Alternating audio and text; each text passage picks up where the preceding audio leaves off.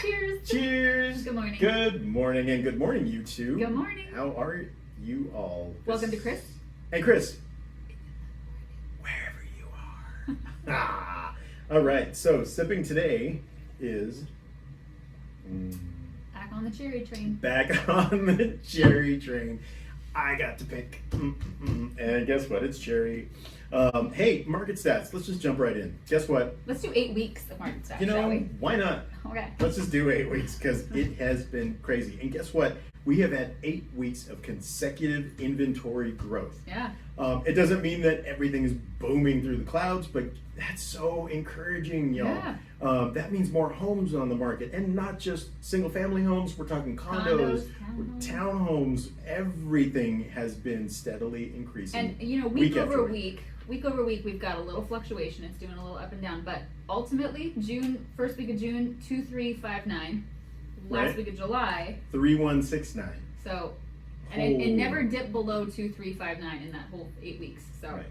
So it is increasing. It is the time. It is the time People to be looking. are selling. And I think that kind of goes to people who are worried, right? Even as much as just 3 months ago, there's no way I'm going to find anything. Everything's too scarce. Well, guess what? You know, Scarcity is improving. Scarcity is improving. We're starting to see more properties, greater varieties of properties, and greater price points. Yep.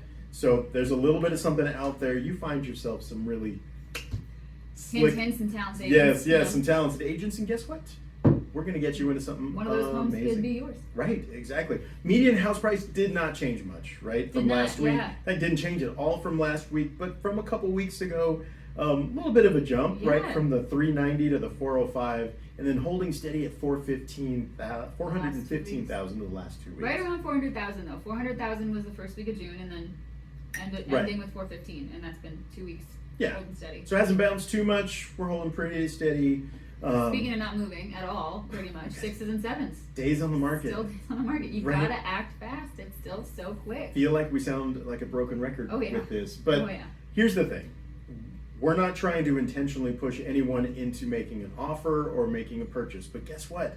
Someone else is going to see that home that you just saw and loved, and is also feeling that like, if I don't act, I should. And I think that agents get a bad rap, and to be fair, there might be some sharky ones out there that aren't after your best intentions, but sometimes that encouragement is not meant to be pushy. It is us working for you. It takes us the effort of writing that offer for you. Right. That's time out of our day, and we wouldn't just do it for fun. You know, if it's something that you love, we are doing it for you because we want the best for you. If that's what you want, we want that for you too. And here's the toughest part too, right? You see a property that you've had in your head for forever. You walk in, you see it, you get the feels, and I love that.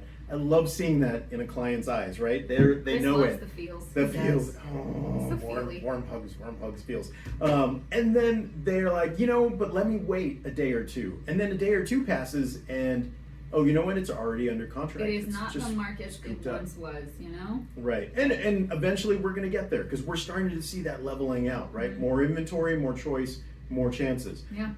But, you know, if it's giving you the feels, let's act on that. Let's act on that. There's always room for negotiations later if you change your mind, if you get cold feet. But right. Appraisals give us the option. I don't know if you watched a couple episodes ago when we talked about it. You can go back. Yes, go back and take a look at that episode where we talked about that, appraisals, right? Where you even have a little negotiation room there. Moral of the story, if it gives you the feels, let's act on it. I was going to say moral of the story, call us, but okay. Oh, yeah. Call us. That's you. Let's make that happen. All right. Number of homes sold. Last category, we've got 699 first week of June, and last week of July, 806.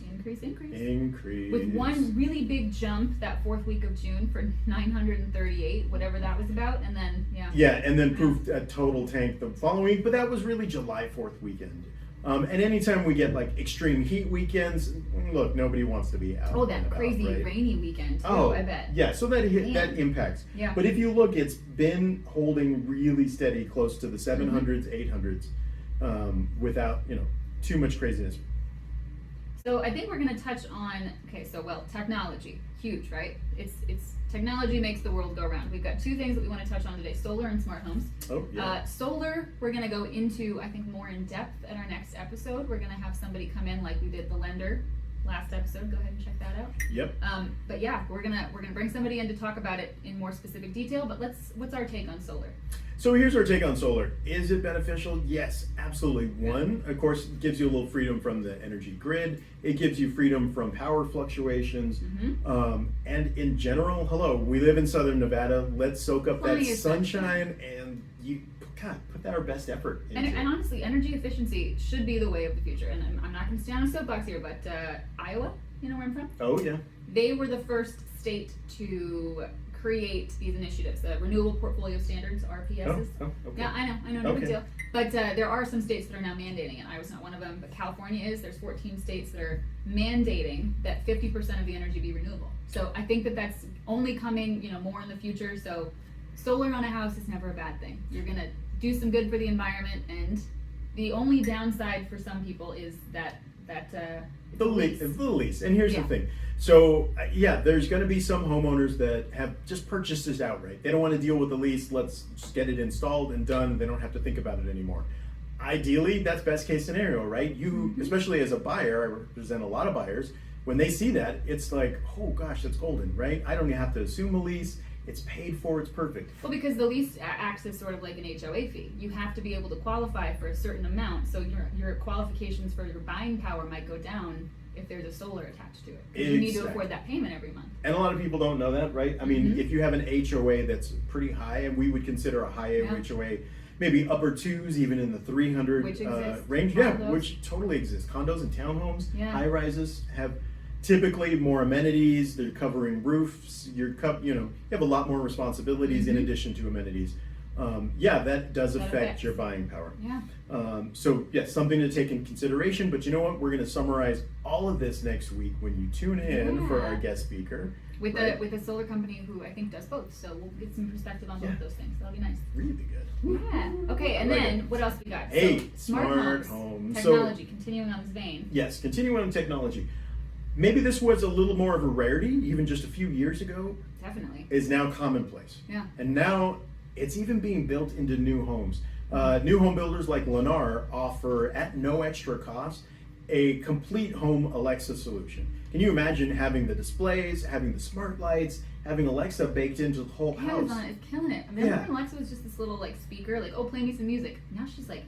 Yeah, everywhere. She's listening. But exactly. But think about it. It's integrated into the thermostat. It's integrated into the doorbell, right? We are all familiar with Ring doorbells. It is.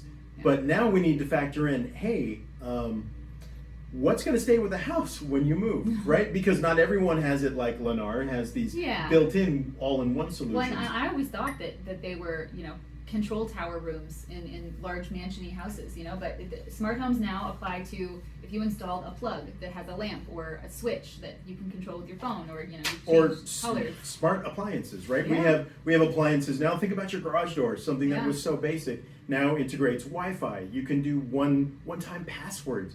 You can let somebody into your house just with the click of an app if you're thousands of miles away. Man, it's cool. So that's something there. So of course, a garage door, you're not going to take it with you, right? So we need to make sure that we're aware. There is a form that is called the Smart Home Addendum, and it's just something that we make aware for whoever is purchasing your home. So in the instance that you have a listing coming up, right? I do. She would use this form to basically make a catalog of everything that's in the house. To make a list, and so we can know, okay, is it built in? Is it personal and removable? Does it depend on Wi-Fi? And not everyone's as techy as the person who installed it, so it's always good to leave those instructions for the next person. Maybe it needs Wi-Fi to work, and maybe that's the only factor. So you gotta help the next guy out. Pool equipment. Nobody thinks about pool equipment, but now there's Wi-Fi pool equipment. I was house sitting for a friend, and I said, hey, any chance I could use the hot tub? And then from Florida, turned it on for you. Boop, boop, boop. All right, I set the temperature. There you go. I use my digital thermostat every morning. I wake up, and that's the first thing I do is turn it up so that I get out of bed. Because if I'm too comfortable, I'm just like, no, I'm just gonna stay in bed in the warmth of the covers. Every morning, I'm smart technology. I love it. So what we do need to do with this addendum is just make sure that we're cataloging all the smart things, whether they depend on Wi-Fi, whether they're going to stay or whether they're going to go. So then that way there's no confusion.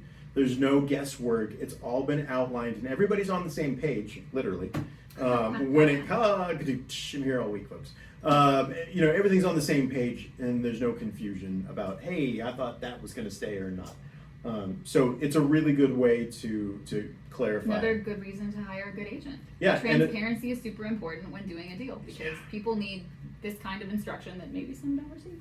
Yep. So we shall stay tuned on that one. So on that note, tune in for the next episode. Yeah, next episode, experts. guest speaker. You're gonna love it. I love the last one. She was amazing. Yeah, go watch it if you haven't. Yeah, Great. episode 10. Carrie, she's great. Just that one episode back there. Yeah. You gonna put like a thing in? Oh yeah, right. I'm gonna do like a. I think we did good. I've been missing you. Aww. Every week I just miss you. Okay. Cheers to you. Good to have you, and bye, Mom. Bye, Kris. This is Mom.